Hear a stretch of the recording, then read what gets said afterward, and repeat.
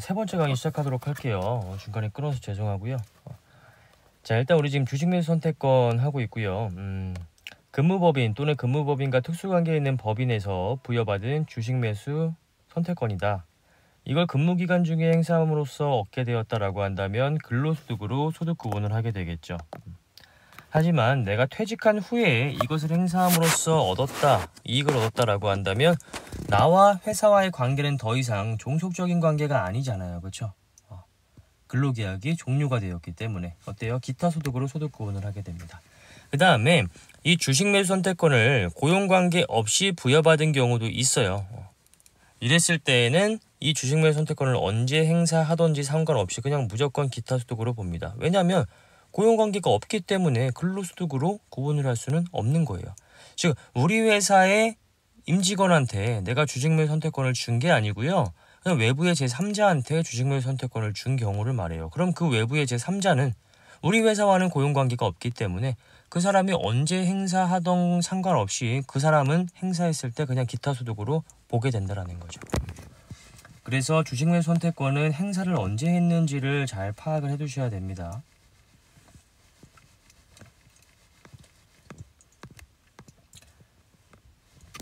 자, 그 다음에 네 번째로 주택을 제공받음으로써 얻은 이익이 나오죠. 요거는 4번과 5번을 묶어가지고 여러분들이 기억을 해두셔야 되고요. 밑에 제가 표로 정리를 해놓은 내용도 있어요. 주택을 제공받음으로써 이익을 얻었다. 다음 중 어느 하나에 해당하는 사람이 사택을 제공받은 경우는 제외를 한다라고 나와 있죠. 회사가 근로자가 이제 살아야 되는 그러한 주택을 제공을 해준 거예요. 이랬을 때는 일반적으로 그로 인해서 얻은 이익만큼을 얻은 이익이 뭐겠어요? 그 주택을 만약에 회사가 제공해주지 않았다라고 한다면 그 주택에 대해서 일반적으로 뭐 월세 등을 내고 살 거 아니에요. 그 이익이 되겠죠. 그 이익에 해당되는 금액만큼을 근로소득으로 보아서 과세를 하겠다. 이런 내용이에요. 단 밑에 나오는 네 가지 유형의 사람들이 회사한테 사택을 제공받았다라고 했을 때에는 그 사택에 대한 이익은 이렇게 살고 있는 사람들에 대한 근로소득으로 보지 않습니다. 첫 번째가 주주 또는 출자자가 아닌 임원이에요. 주주이면서 임원인 경우에는 이거는 해당이 되지 않아요. 그랬을 경우에는 그냥 근로소득으로 보는 거고요.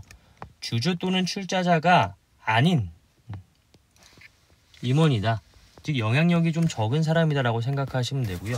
그 다음에 임원이다라고 하더라도 소액주주인 임원이다. 출자 임원이기는 한데 소액주주인 임원이다. 소액주주라는 건 출자 총액의 1% 또는 액면가액의 3억 원 중에 적은 금액 미만의 주식을 소유한 주주를 말합니다. 출자 임원이긴 한데 주주이면서 임원이기는 한데 우리 회사 주식의 0.5%를 가지고 있는 임원이에요. 영향력이 크지가 않겠죠. 그 다음에 임원이 아니라 종업원이다. 종업원은 그냥 무조건 다 들어가게 되는 겁니다. 그 다음에 국가 또는 지방자치단체로부터 근로소득을 받는 사람이다. 공무원 등이 되겠죠. 이러한 사람들은 그 회사에서 사택을 제공받는 경우에 근로소득으로 보지 않겠다라는 겁니다. 제외한다라는 말은 이거는 근로소득으로 보지 않겠다 이런 개념이죠. 그래서 임원은 주주가 아니거나 주주이더라도 1% 미만의 주식을 가지고 있는 임원, 이 사람들한테 사택을 제공해 줬을 때 이 사람들이 얻은 이익에 대해서는 과세를 하지 않겠다라는 개념이고요. 종업원은 뭐 따질 것도 없어요. 그냥 무조건 종업원이 사택을 제공받았을 경우에는 근로소득으로 보지 않습니다. 그래서 이렇게 포인트로 해가지고 여러분들이 기억을 해두시면 될 것 같고요.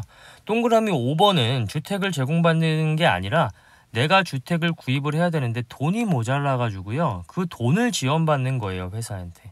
저리 뭐예요? 시가보다 낮은 이자율을 적용받게 되는 것 또는 무상으로 이자 없이 그렇게 돈을 빌리게 된 경우를 말하는 거예요. 이랬을 때 얻은 이익에 대해서 과세를 하겠다.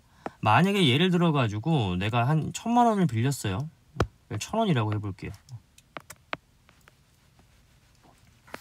100만 원이라고 해볼게요. 계산하기 쉽게. 100만 원을 내가 빌렸어요. 이게 지금 이 은행에서 빌리게 되면은 뭐 예를 들어 가지고 갚아야 되는 이자율이 3%인데 회사에서 1%로 빌려주게 되었어요. 그럼 얼마예요? 나는 이원만큼의 이익을 얻은 거죠. 이거에 대해서 근로소득으로 보겠다. 이 개념입니다. 그 다음에 만약에 똑같이 이번에 1000만 원으로 해볼까요? 은행에서 빌리면 3%예요. 그러면 얼마? 30만 원. 이 만 원이죠. 근데 요거를 공짜로 그냥 무상으로 0%로 이렇게 받아온 거예요. 그럼 얼마예요? 30만 원. 이 이익에 대해서 근로소득으로 보겠다. 지금 요런 개념이에요. 어떤 개념인지 아시겠죠? 그래서 뭐 무상으로라는 거는 이자율 0%로 회사한테 빌려왔다. 이런 개념입니다. 이랬을 때 은행에서 차입하면은 내가 내야 되는 이자가 있을 거예요. 그 이자와 비교했을 때 회사에서 차입을 해왔을 때 내야 되는 그 이자, 요거 두 개 비교해 가지고요. 회사의 이자가 더 싸다라고 한다면 나는 그만큼 회사로 인해서 이득을 얻은 거예요. 회사 입장에서는 어때요? 이 근로자가 우리 회사의 종업원이 아니면 이렇게 빌려줄 이유가 없겠죠. 우리 회사의 근로를 열심히 제공해주고 있는 분이기 때문에 이렇게 낮은 이자율로 대여를 해준 거 아니에요. 그것도 근로 제공에 대한 대가로 보겠다라는 개념입니다. 4번과 5번을 정리를 해보게 된다면 4번 같은 경우에 사택 제공이익 같은 경우에는 출자 임원, 소액주주 임원 제외하고 출자 임원의 경우에는 근로소득으로 보겠다라는 개념이고요. 4번 말하는 거 요것만 말하는 거예요. 그 다음에 비출자 임원, 사용, 소액주주 임원 이런 사람들한테는 근로소득으로 보지 않겠다라는 것이고 5번 같은 경우에 주택자금 대여 이익은요. 그냥 그런 거 우리가 구분하지 않았잖아요. 무조건 다 근로소득으로 보겠다라는 개념입니다.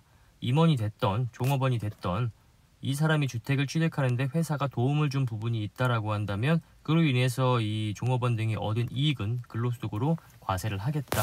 이런 개념으로 기억을 해두시면 될 것 같아요. 4번과 5번을 비교하는 개념이 약간 헷갈릴 수가 있기 때문에 출제를 한다면 또 여러분들이 많이 틀리시는 부분 중에 하나예요. 그래서 요거는 정리표에 의해서 꼭 기억을 해두셨으면 좋겠고요. 자, 그 다음에 6번째로 여러분 우리 지금 뭐 하고 있는 거냐 하면 근로소득에 포함되는 항목 요거 보고 있는 거예요. 종업원이 계약자이거나 종업원 또는 그 배우자 기타의 가족을 수익자로 하는 보험, 신탁 또는 공제와 관련하여 사용자가 부담하는 보험료, 신탁보금 또는 공제부금. 여기서 말하는 사용자는 사장님 말하는 겁니다. 개인사업자. 종업원이 내야 되는 보험료를 회사가 대신 내주는 격이에요. 이걸 쭉 읽어보면 이렇게 한 줄로 정리할 수가 있겠죠. 쭉 읽어보니까 이거 종업원이 개인적으로 내야 되는 건데 이거 회사가 대신 내주고 있네. 이러면 회사가 종업원이 내야 되는 돈을 대신 내주고 있으니까 회사가 그만큼의 돈을 종업원한테 급여 등으로 줬다. 그래서 종업원은 그만큼의 급여를 과세를 받아야 된다. 이런 개념이겠죠. 단 다음의 보험료는 제외합니다. 그거는 복리후생 목적이기 때문에 근로자의 소득으로 보지 않아요. 단체 순수 보장성 보험, 단체 환급부 보장성 보험. 여기서의 포인트는 보장성 보험입니다. 보장성 보험의 보험료 중에서 연 70만 원 이하의 금액을 회사가 종업원을 대신해서 내줬다라고 한다면 그 금액은 종업원의 근로소득으로 보지 않습니다. 여기서 단체 순수 보장성 보험이란 종업원이 사망, 상해 또는 질병을 보험금의 지급 사유로 하고 종업원을 피보험자와 수익자로 하는 보험으로서 만기에 납입보험료로 환급하지 않는 보험을 말하며 단체 환급부 보장성 보험이란 만기에 납입보험료를 초과하지 아니하는 범위 내에서 환급하는 보험금을 말한다. 이 보장성 보험은요, 여러분들 그 저축성 보험과 비교를 하시면 됩니다. 나중에 환급을 받던 환급을 받지 않던 보장성 보험은요, 내가 납입한 보험료 있죠. 이걸 초과할 수가 없어요.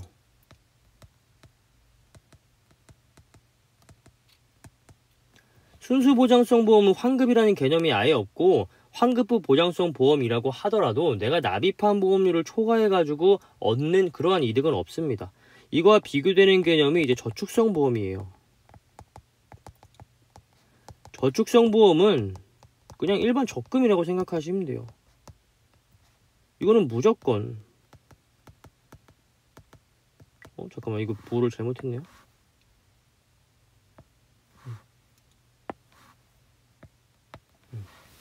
이거는 무조건 환급보험료가 더 큽니다. 저축성 보험은 그냥 말만 보험이지 일반적인 적금과 비슷하게 생각하셔도 돼요. 그 차이예요. 이게 보험회사에서도 많은 이렇게 적금 비슷한 개념을 많이 이제 좀 도입을 했잖아요. 그래서 뭐 한 달에 얼마씩 저금을 하시면 뭐 1년 뒤에 얼마를 탈 수 있습니다. 뭐 일반 금융회사의 이자율보다 우리가 더 높습니다. 막 이렇게 보험 들라고 많이 하잖아요. 그런 거 말하는 거예요. 보장성 보험은 그냥 우리가 알고 있는 자동차 보험 이런 거 생각하시면 됩니다. 여러분들 자동차 보험료 내시면 보험료 돌려받아요? 그거 돌려받지 않아요. 그쵸? 납입한 보험료는요 그냥 그대로 사라지게 되는 겁니다. 뭐 사고 나면 보험금 받잖아요. 그거는 논외예요, 여러분들. 그거는 내가 보험에 가입해가지고 그 어떤 내가 납입한 보험료에 대해서 그거 하는 게 아니라 그거는 사고라는 사고가 발생이 되었을 때 따로 받는 것이기 때문에 그런 거 생각하지 마시고요. 지금은 내가 가입한 납입과 그 다음에 만기가 되었을 때에 돌려받을 수 있는지 여부 그것만 생각하시면 됩니다. 그래서 우리가 이제 저축성 보험을 대신 회사가 내주는 건 인정하지 않습니다. 이걸 대신 내주게 되면 이거는 그냥 무조건 다 근로 속으로 보는 거예요. 회사가 종업원이 내야 될 저축성 보험을 대신 내줬다. 그거는 그냥 그 종업원의 근로소득을 구성하게 됩니다. 하지만 보장성 보험이라고 한다면 그 중에서도 단체 순수 보장성 보험이나 단체 환급부 보장성 보험이라고 한다면 회사가 종업원을 대신해서 내주는 금액을 연 70만 원 이하의 금액까지는 인정을 해주겠다. 이런 개념입니다. 아시겠죠? 여기서 말하는 단체 보험이라는 건 종업원들 다 가입해주는 걸 말하는 거예요. 이런 거겠죠. 공장 같은 데에서 사망사고나 상해사고가 좀 공공연하게 발생을 하잖아요. 이때 그 공장의 그 대표가, 그 회사 대표가 우리 회사의 공장에서 근무하고 있는 사람들한테 모두 다 보험에 가입을 시켜주는 거예요. 이렇게 가입하는 게 대표적으로 이제 보장성 보험이거든요. 우리 회사에 근무하는 종업원들, 우리 회사 입장에서 보험 가입 다 시켜주겠다. 너네가 나중에 다치게 되면은 그 보험회사에서 너네한테 보험금이 나갈 거다. 이거 어떻게 보면 이 종업원이 개인적으로 들어야 되는 보험임에도 불구하고 회사가 이 종업원의 보험료를 대신 내주는 거잖아요. 그렇죠? 근데 어떻게 봐요? 굉장히 좋게 보고 있죠. 여러분들 지금 되게 좋은 생각하고 있죠. 훌륭한 대표구나 이런 생각하고 있잖아요. 그렇죠? 그래서 이런 보험은 좀 이게 특별하니까 이런 보험은 너무 과하지 않은 선에서 연 70만 원 이하의 선에서 납입 금액을 인정을 해주겠다. 즉 이것을 받는 종업원 입장에서도 추가적으로 소득세를 과세하지 않겠다. 이렇게 본다라는 거죠. 느낌 오시겠죠? 자, 그 다음에 임직원이 고의 외에 업무상 행위로 인한 손해의 배상 청구를 보험금의 지급 사유로 하고 임직원을 피보험자로 하는 보험의 보험료. 공장 같은 게 아니라 우리 이제 업무상의 어떤 행위들 있잖아요. 뭐 어떤 걸 결정해야 되는 그러한 뭐 직무에 있는 뭐 행정적인 그런 업무를 하시는 분들이 많잖아요. 그분들 뭐 하나 잘못 처리되게 되면 이거 본인이 다 배상해야 되는 그러한 경우까지 올 수도 있어요. 그런 걸 막기 위해서 이제 회사의 대표가 우리 이제 그런 직원들까지도 다 보험에 가입을 시켜준 거죠. 하지만 이때 고의나 중과실은 제외합니다. 고의나 중과실로 하게 되면 그거는 그냥 종업원이 다 배상을 해줘야 돼요. 우리 회사의 어떤 기밀을 빼돌리기 위해 가지고 고의로 내가 어떤 실수를 해버렸어요. 그러면 그거는 종업원이 다 배상을 해야 됩니다. 그거 외적인 사유를 지급 사유로 해가지고 종업원이 뭐 어떤 실수를 했는데 그게 우리 회사에 좀 타격을 입혔다. 그랬을 때 보험회사가 그 타격을 보상해주는 그런 이제 보험을 가입해준다. 요것도 인정을 해주고 있습니다. 자, 그 다음에 7번에 계약기간 만료 전 또는 만기에 종업원에게 귀속되는 단체 환급부 보장성 보험의 환급금입니다. 이거 이제 아까 우리가 A에서 봤던 내용이에요. 우리 A에서 뭐 봤어요?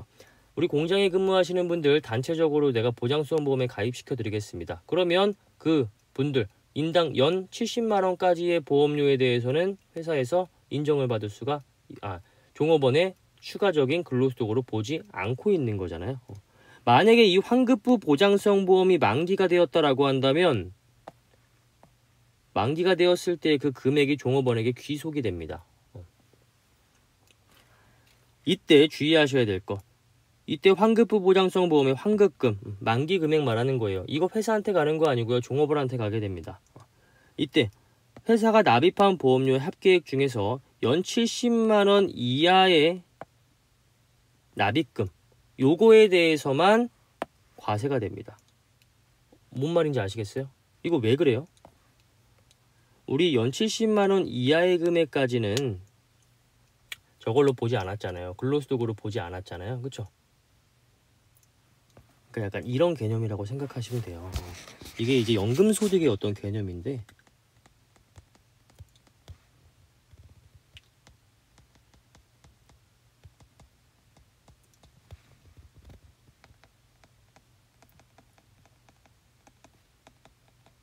단체 환급부 보장성 보험 같은 경우에 납입할 때 70만 원 이하의 금액까지는 근로소득으로 보지 않았죠.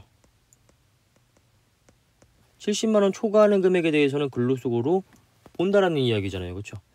이렇게 납입한 금액이 만기가 되어서 환급이 되었다라고 했을 때 70만 원을 초과하는 금액에 대해서는 과세를 하면 안 되겠죠. 왜? 이미 납입할 때 근로소득으로 봤기 때문에 이 부분이 환급된다라고 했을 때 또 근로소득으로 보게 되면 그 이중과세잖아요. 그렇죠? 그래서 우리가 지금 요 동그라미 7번에서 말하고 있는 건 만기 환급되었을 때 과세하는 금액은 연 70만 원 이하의 납입금에 대해서만 과세를 하겠다. 이 얘기입니다. 왜? 연 70만 원 이하의 금액은 납입할 때 근로소득으로 우리가 보지 않았잖아요. 그렇죠? 회사가 종업원을 대신해서 납입해 줄 때 이 금액을 종업원의 추가적인 근로소득으로 보지 않았어요. 그렇죠? 이렇게 이때 납입할 때 근로소득으로 보지 않은 금액은 나중에 환급 받을 때 근로소득으로 보게 된다. 이 개념입니다. 이 개념을 적용해서 7번을 이해를 하시면 될 것 같아요. 자, 그 다음에 동그라미 8번에 법인세법에 따라서 송금에 산입되지 아니하고 지급받는 퇴직급여. 아까 말한 것과 비슷한 개념이죠. 9번에 여비 명목으로 받은 연액 또는 월액의 급여, 휴가비, 각종 수당, 직급 보조비 이런 것들 다 근로제공에 대한 대가로서 받았으면 근로소득으로 포함을 하게 됩니다. 자, 그 다음에 세 번째로 보시게 되는 건 이번에는 근로소득으로 보지 않는 것이에요. 동그라미 1번에 사업자가 그 종업원에게 지급한 경조금 중에서 사회통념상 타당하다고 인정되는 범위 내의 금액은 근로소득으로 보지 않습니다. 이걸 근로소득으로 보면 사회통념을 어기는 게 돼요. 왜냐면 우리 회사에 근무를 하는 종업원이 이번에 결혼을 하게 되었어요. 그래서 회사 입장에서 당연히 그 종업원한테 결혼식에 참석을 해서 축의금을 주게 되잖아요. 그 축의금도 야 이거 급여다 이렇게 주게 되면 그러면 그 종업원 입장에서는 기분 더럽죠. 결혼해가지고 축의금 받는 건데 이것도 급여 신고를 하게 되면 나는 그거에 대해서 세금을 또 내야 되잖아요. 내가 100만 원을 받게 되었으면 그 중에서 일부분만큼은 세금을 내고요. 30만 원 정도 세금을 낸다라고 하면 그 중에서 70만 원만큼만 나의 주머니로 들어올 수가 있는 거잖아요. 기쁨이 반감이 되겠죠. 사회통념을 어기는 거가 되는 거예요. 그렇죠? 그래서 종업원에게 타당한 경조금의 범위 내에서 100만 원 정도는 우리 회사에서 열심히 일한 사람한테 줄 수도 있는 거잖아요. 그렇다고 우리 회사의 종업원이 결혼을 하는데 내가 5천만 원을 줄 수는 없는 거고요. 사회통념상의 금액은 정확하게 법에 정해져 있지는 않지만 우리가 우리의 상식으로 판단하는 거예요. 몇백만 원 정도는 줄 수 있다. 하지만 몇천만 원까지는 좀 오버 아니냐. 이런 식으로 그냥 생각하시면 됩니다. 자, 그 다음에 동그라미 2번에 퇴직급여로 지급되기 위하여 적립되는 급여. 근로자가 적립금액을 선택할 수 없는 것으로서 기획재정부령으로 정하는 방법에 따라서 적립되는 경우에 한정되는 그러한 퇴직급여 말하는 겁니다. 경영성과급을 확정 기여형 퇴직연금 계좌로 지급하는 경우 등이 이에 해당이 됩니다. 이 경우에 추후 임직원이 퇴직연금 계좌에서 인출을 할 때 퇴직소득이나 연금소득으로 과세가 되므로 그 적립액은 근로소득으로 보지 않습니다. 다만 근로소득보다 세부담이 적은 퇴직이나 연금소득으로 소득 유형을 전환시키는 조세회피가 발생될 수가 있기 때문에 기획재정부령으로 정하는 방법에 따라서 적립하는 경우로 한정을 하고 있고요. 결국 우리가 기억하셔야 될 사항은 퇴직급여로 지급되기 위하여 적립되는 급여. 이것만 그냥 기억하시면 되겠죠. 이건 나중에 퇴직소득이나 연금소득으로 과세가 됩니다. 회사가 근로자를 고용을 하게 되면 이제 그 퇴직금을 1년이 지날 때마다 이렇게 이제 쌓아줘야 돼요. 그래서 뭐 DC형인 확정 기여형으로 할 수도 있고 아니면 뭐 DB형인 확정 급여형으로 이렇게 할 수도 있는데 어쨌든 회사가 근로자한테 이제 경영 성과급 같은 거를 줄 때 그냥 너 지금 바로 얘한테 이제 주게 되면 이 사람 근로소득 구성하게 될 거 아니에요. 그때 근로자가 이야기하는 거예요. 저 이거 퇴직급여 계좌에 불입해 주세요 라고 하면 회사가 근로자한테 지금 당장 급여를 주지 않고 그 퇴직급여 계좌에 입금을 시킬 수가 있어요. 그러면 근로자는 지금 당장 근로소득으로 과세가 되는 것이 아니라 나중에 퇴직소득을 받을 때 또는 연금으로 받게 되면 연금소득을 받을 때 이때 이제 과세가 돼요. 그래서 지금 당장의 근로소득을 구성하지는 않는구나 이 정도로 생각하시면 됩니다. 대표적인 예가 경영성과금을 DC형, 이 확정기여형 퇴직연금으로 지급하는 경우 요게 이제 해당이 되는 거고요. 이런 식으로 이제 이해하시면 됩니다. 이것보다 더 자세한 사항은 DC형과 DB형을 다 공부를 해야 되기 때문에 이 정도로 이제 공부를 하면 될 것 같고요. 그 다음에 뭐 우리사주조합원의 자사주 저가 취득이 이거 오타예요. 저기가 아니라 저가예요. 이거는 이제 우리사주조합원이라는 거는 뭐냐면 우리 회사의 주식을 우리 회사의 직원들이 살 수 있게 하는 그러한 단체를 의미를 해요. 그래서 우리 회사의 종업원이 우리 회사의 주식을 사게 되면 어때요? 뭔가 조금 더 애사심이 생기게 되겠죠. 그래서 이런 것들을 조금 장려하고자 우리사주조합이라는 게 생겼고요. 당연히 우리 회사에 근무하시는 분들은 근무를 하지 않는 외부의 제3자보다는 우리 회사의 주식을 조금 더 싸게 살 수 있는 메리트 등을 줘야 우리 회사의 종업원들이 이걸 살 거 아니에요. 그때 시가보다 저가로 취득하면서 얻을 수 있는 이거는요. 따로 근로소득으로 보지 않습니다. 이걸 과세하면 이걸 누가 여기 가서 이걸 지네 주식을 삽니까? 당연히 안 사겠죠. 뭔가 메리트를 줬는데 그 메리트에 대해서 근로소득으로 과세를 하겠다라고 한다면 메리트가 아닌 거잖아요.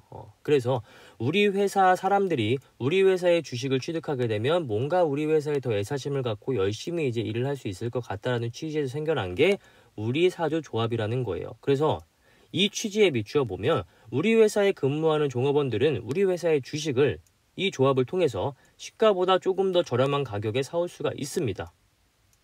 근데 그거에 대해서 과세를 하면 당연히 안 되겠죠.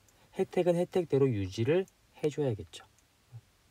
혜택에 대해서는 과세를 하면 안 되는 거예요. 혜택은 혜택대로 유지를 시켜줘야 되는 거예요. 그렇기 때문에 동그라미 3번은 근로소득으로 보지 않겠다라는 내용이고요. 자, 그 다음에 비과세 근로소득을 보도록 하겠습니다. 비과세 근로소득 회사로부터 수령한 학자금이 먼저 나오죠. 초등학교, 중학교 교육법 및 고등교육법에 따른 학교와 근로자 직업능력개발법에 따른 직업능력개발 훈련시설의 입학금, 수업료, 수강료, 그 밖의 공납금 중에서 다음의 요건을 갖춘 학자금, 해당 과세기간에 납입할 금액을 한도로 하겠다. 이거죠. 회사가 근로자가 이제 뭔가 교육을 받겠대요. 그 교육비를 회사가 대신 내주는 경우를 말합니다. 이때 이 근로자 입장에서 내가 내야 될 교육비를 회사가 대신 내줬기 때문에 그 금액만큼을 근로소득으로 보는 게 원칙적으로는 맞아요. 하지만 그 교육이 업무와 관련이 되어 있고요. 그 다음에 회사의 규칙 등에 의해서 정해진 지급 기준에 따라서 지급을 받았고요. 세 번째로 교육훈련기간이 6개월 이상이 흘러간 경우에는 이 교육이나 훈련기간이 끝난 이후에 교육기간을 초과해서 근무하지 아니하였을 때에는 반납하는 조건을 단 경우에 이 세 가지 요건을 모두 다 충족하는 경우에는 회사가 종업원을 대신해서 내준 급여, 종업원 입장에서는 본인이 내야 될 교육비를 회사가 대신 부담해준 그것에 대해서 추가적인 종업원의 근로소득으로 보지 않겠다. 이런 개념입니다. 아시겠죠? 자, 뭐 1번과 2번은 당연히 아실 거고요. 3번 한번 볼게요. 교육훈련기간이 예를 들어가지고 1년이라고 가정을 한다면 굉장히 오랜 기간 동안 회사는 근로자를 대신해서 교육비를 내줬을 거예요. 이때는 뭐예요? 서로 윈윈하고자 그런 거 아니에요. 윈윈하고자. 회사 입장에서는 근로자가 뭔가 조금 더 업그레이드 되어서 올 것이기 때문에 우리 회사에 더 좋은 영향력을 끼칠 거예요. 더 나은 근로를 제공해 줄 거예요. 근로자 입장에서는 본인이 업무하는 그러한 영역에서 보다 더 업그레이드가 되기 때문에 당연히 더 좋겠죠. 더 높은 급여를 얻을 수도 있고요. 승진이 더 빠를 수도 있고요. 근데 여기서 문제가 되는 건 먹튀를 하는 경우가 발생된다는 거죠. 근로자가 회사한테 이야기하는 거예요. 저 지금 업무와 관련해가지고 이러이러한 교육이 있는데 이게 한 1년 프로그램인데 저 이거 지금 교육비가 한 200만 원 정도 하는 것 같은데 이거 좀 대신 내주시면 안 될까요? 회사에서도 오케이 그래 좋다. 우리 회사가 이거 대신 내줄게. 이렇게 했어요. 자, 근데 이 종업원이 그 1년이라는 교육을 받는 기간 동안에는 회사를 잘 나오다가 교육기간이 끝난과 동시에 회사를 퇴사하고요. 다른 회사로 옮겨버렸어요. 이때는 어때요? 회사 입장에서 이 새끼 먹튀네. 내가 기대한 건 이 사람이 업그레이드 되어 와가지고 우리 회사에서 더 질 좋은 그러한 근로를 제공해 주기를 바랬기 때문에 내가 200만 원이라는 금액을 선뜻 내어준 거잖아요. 근데 이 새끼가 그 근로자가 먹튀를 해버리면 회사 입장에서 굉장히 곤란하잖아요. 그래서 사실 요거는 반납 조건은 회사를 보호해주기 위한 규정입니다. 만약에 이렇게 해가지고 지급을 받았는데 이후에 이 사람이 바로 퇴사를 해버렸다라고 한다면 이 사람은요 이거 비과세 근로소득으로 인정받지 못하고요 근로소득으로 과세가 되어야 됩니다. 200만 원 이 사람이 퇴사함과 동시에 바로 이 사람의 급여로 잡히게 됩니다. 이만큼이 과세가 되겠죠. 자, 그래서 밑에 세 가지 조건을 모두 다 충족하는 경우에 근로자가 회사로부터 수령한 학자금이 있다라고 한다면 그러면은 이거는 과세를 하지 않겠다. 즉, 이 근로소득자의 근로소득을 구성시키지 않겠다. 이러한 개념입니다. 자, 근로자 본인에 대한 학자금만 당연히 요건을 충족시킬 시에 비과세가 되는 것이고요. 근로자 가족에 대한 학자금은 요건을 충족할 수가 없겠죠. 당연히 근로자 가족이 이 회사의 업무와 관련된 일을 교육받을 일도 없고요. 지급 기준을 적용받을 일도 당연히 없겠죠. 근로자가 아니기 때문에 초과 근무를 하는 이러한 일도 당연히 없겠죠. 근로자 가족은요. 위의 요건 어느 것 하나도 충족할 수가 없기 때문에 근로자의 근로소득으로서 과세가 됩니다. 예를 들어가지고 근로자의 자녀가 컴퓨터 학원을 다니는데 이것을 회사가 대신 내줬어요. 근로자한테 너 자녀 컴퓨터 학원 다니는 거 뭐 달에 한 10만 원 정도 드는 것 같은데 이거 1년치 다녀라 하고 120만 원 줬어요. 그러면 그건 그냥 그 근로자의 근로소득으로서 과세가 되는 겁니다. 가족에 대한 학자금은 적용되는 게 아니에요. 이 세 가지 요건을 모두 만족하려면 당연히 근로자 본인에 대해서만 해당되는 개념입니다. 이제 이러한 경우에는 근로자가 회사로부터 이익을 얻었다라고 할지라도 과세를 하지 않겠다. 비과세를 해주겠다. 이러한 개념이고요. 그 다음에 실비 변상적 성질의 급여가 나와요. 요게 이제 1번부터 몇 번까지 나오냐 하면 8번까지인가? 이렇게 나오게 되죠. 이 실비 변상적 성질의 급여는 우리 다른 급여 보고 나서 마지막으로 살펴보도록 할게요. 그 이유가 있어요. 우리 지금 비과세 근로소득 공부하고 있는데 이거를 나눠서 이제 암기를 하셔야 돼요. 실비 변상적인지 아니면 실비 변상적 외의 비과세인지 이렇게 이제 나눠서 여러분들이 나중에는 정리를 하셔야 됩니다. 왜냐하면 이걸 정리하는 이유는 나중에 우리가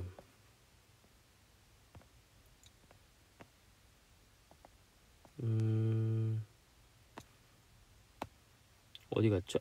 생산직 근로자의 시간의 근무 수당 요거 공부를 하게 될 때 반영되는 내용이 있어요. 그래서 요거 여러분들이 이제 공부를 해보시면서 판단을 하셔야 되고요.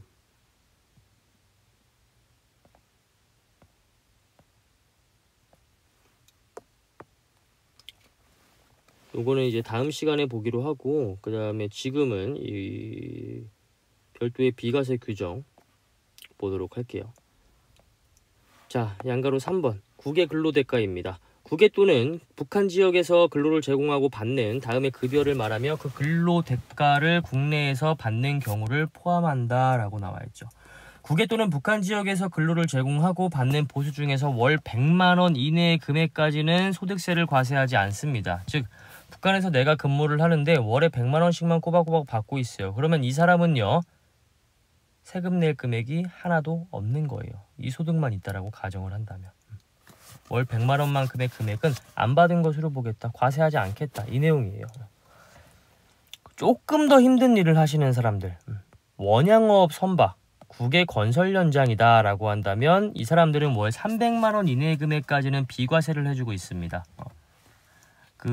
보통 이제 배 탄다고 많이 하잖아요. 그래서 이제 돈을 많이 벌려고 하시는 분들은 그냥 원양어업 선박에 이제 많이 이제 들어가세요. 제가 예전에 알고 있던 어떤 사업자 분이 계셨는데 그분이 망하고 나서 나중에 이제 연락이 왔었는데 배 타러 가신다고. 그게 이제 원양어업 선박이거든요. 그렇게 하면 돈을 당연히 많이 받죠. 굉장히 힘들 거예요. 그 배멀미도 하고 오랜 기간 동안 가족들이랑 다른 사람들 못 만나고 그냥 거기서 굳은 일 다 하면서 힘든 일 하면서 돈을 벌어야 되기 때문에 급여가 세단 말이에요. 근데 이러한 사람들 국외 근로잖아요. 원양어업이라고 하는 거는 우리나라 뭐 동해서해 이런 데서 저기 하는 게 아니라 배 타고 그냥 멀리 나가는 거예요. 이런 분들은 굉장히 힘들기 때문에 월 300만 원 이내 금액까지는 소득세를 과세하지 않습니다.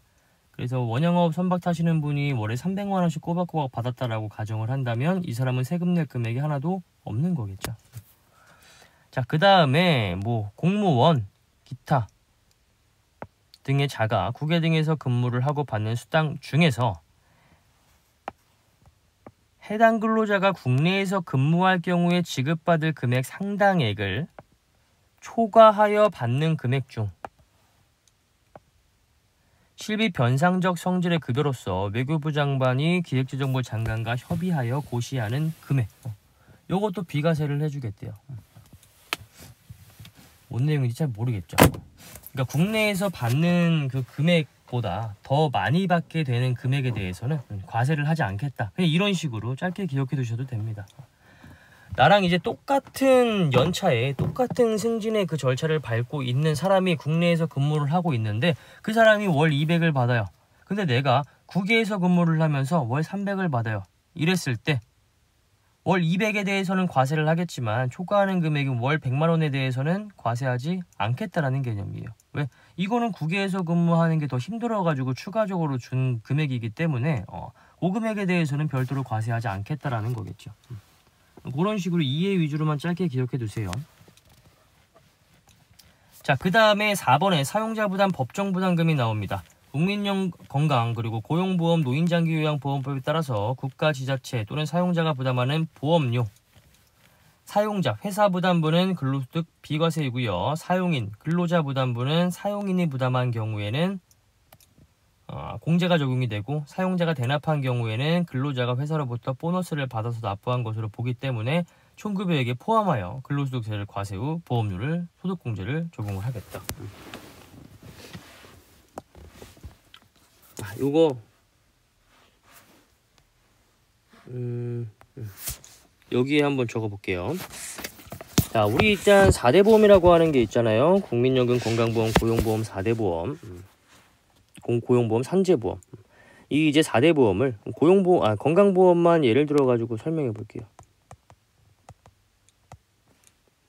회사, 근로자. 부담을 어떻게 하냐면 이게 100% 그렇진 않은데 대충 요 정도 퍼센테이지로 부담을 하게 됩니다. 회사 반, 근로자 반. 이거 누구의 건강보험이냐 하면 근로자의. 근로자 건강보험의 반은 회사가 대신 내줍니다. 나머지 반만큼만 근로자가 부담하면 되는 거예요. 얘는 이제 뭐 복리후생비 등으로 처리를 할 수도 있고요. 아니면은 그냥 뭐 보험료 개정 과목으로 처리를 할 수도 있고요. 회사가 대신 내주는 금액은 회사의 경비로 인정을 합니다. 근로자를 대신해서 회사가 이걸 대신 내줬어요. 그러면 개정 과목 뭐 복리후생비나 아니면 보험료나 뭐 이런 식으로 이제 들어가게 돼요. 그 다음에 나머지 50% 요거는 지 경비 지가 내야 됩니다. 이렇게 자기가 부담한 자기의 건강보험료는요, 나중에 보험료 소득공제에서 공제를 해주게 됩니다. 아시겠죠? 얘는 회사는 법인 사업자일 수도 있고요, 뭐 개인 사업자일 수도 있고요. 어쨌든 법인이라고 한다면 송금으로 인정을 받을 거고 개인이라고 한다면 필요경비로 인정을 받게 됩니다. 근로자의 경우에는 이거 근로소득이 되잖아요. 우리 근로소득자에 대한 나중에 이제 우리 소득공제와 세액공제 공부하게 될 건데 그 중에서 이제 소득공제, 보험료 소득공제라고 있습니다. 건강보험료 소득공제. 여기에서 공제를 해주게 됩니다. 세금 계산할 때 이만큼을 차감을 하고 계산을 해주겠다. 그만큼 세금을 덜 내게 해주겠다. 이런 의미가 되겠죠. 자, 이렇듯 50%는 회사가 내야 되는 거고요. 나머지 50%는 근로자가 부담해야 됩니다. 회사가 근로자를 대신해가지고 근로자의 건강보험료의 50%를 내줬다. 회사의 경비로 인정이 됩니다. 이거는 뭐 법에 이렇게 되어 있기 때문에 회사는 낼 수밖에 없어요. 법에 의해서 강제로 낸 거기 때문에 이건 회사의 경비로서 당연히 인정을 받아야겠죠. 근로자, 지 보험료 지가 50% 나머지 내는 건데 요거 보험료 소득공제로 인정해 줍니다. 우리가 지금 이게 뭐죠? 당황했어요. 사용자 부담 법정 부담금 중에서 회사가 부담하는 거 뭐 50%라고 했었죠. 사용자가 부담하는 거 뭐 50%라고 했었죠. 회사 부담분을 회사가 근로자 왜 이렇게 말했고요. 근로자의 건강보험료를 회사가 반 내주잖아요. 이거는 근로소득 비과세입니다. 근로자가 내야 되는 보험료를 회사가 대신 내주긴 했으나 그것은 법에서 그렇게 정해져 있어요. 그렇기 때문에 근로소득으로 별도로 과세를 하지 않아요. 이거 근로자의 건강보험료인데 회사가 50% 내주잖아요. 이거 근로자의 근로소득으로 별도로 보지 않아요. 왜냐면 이거는 법에서 이렇게 되어 있어요. 근로자의 건강보험료를 회사가 반 부담하고 근로자가 반 부담해라. 이렇게 이제 법에서 정해져 있어요. 그렇기 때문에 근로자의 별도의 근로소득을 구성을 하지는 않습니다. 그 다음에 근로자 부담분 있죠. 나머지 50%. 이건 누가 부담해야 돼요? 사용인, 종업원이 부담을 해야죠. 종업원이 이렇게 부담을 한 경우에는 종합소득 공제 항목 중에서 보험료 소득공제를 적용하게 됩니다. 제가 아까 말한 것과 같은 내용이죠. 근데 문제가 되는 건 얘예요. 아니 법에서 50%는 사용자가 부담하고 여기서 사용자는 회사예요. 근로자가 사용인이고요. 또 헷갈리시면 안 되니까 적어드릴게요.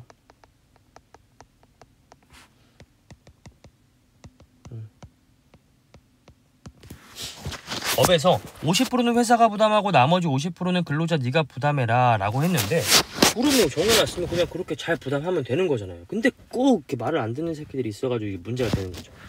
자, 이거 근로자가 50% 부담해야 되는데 이거 회사가 대신 내줬대요. 이거 50%를 회사가 대납을 한 거예요. 이랬을 때는 어떻게 처리할 것이냐, 이게 문제가 되겠죠. 이게 만약에 똑같이 100원이고요 이거 50원이고 이거 50원이라고 한다면 회사가 대신 내줬을 때 회사가 근로자한테 급여를 50을 더 준 걸로 봅니다. 대납해준 금액만큼 근로자한테 더 준 걸로 봐요. 그러면은 근로자는요 이 50을 받고 내가 이 50을 납입한 걸로 봅니다. 그럼 어때요? 소득공제도 적용을 받게 되겠죠.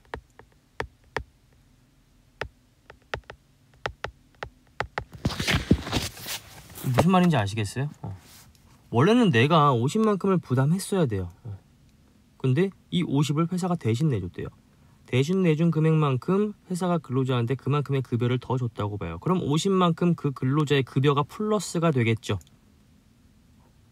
그리고 내가 보험료를 납입을 인지했기 때문에 보험료 소득공제는 소득공제대로 적용이 되어야 되는 거예요.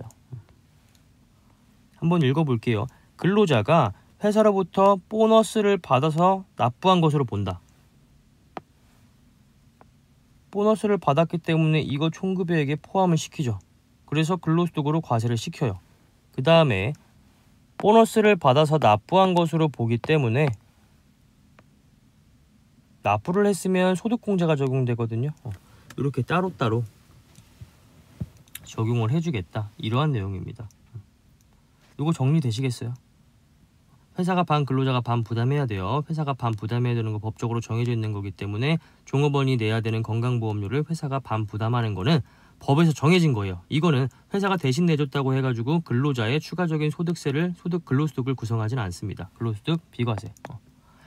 사용인이 근로자가 50% 부담해야 되는 돈 있잖아요. 그거는 그냥 근로자가 부담하면 돼요. 근로자가 부담을 하게 되는 경우에는 보험료 소득공제를 적용을 받게 되는 것입니다.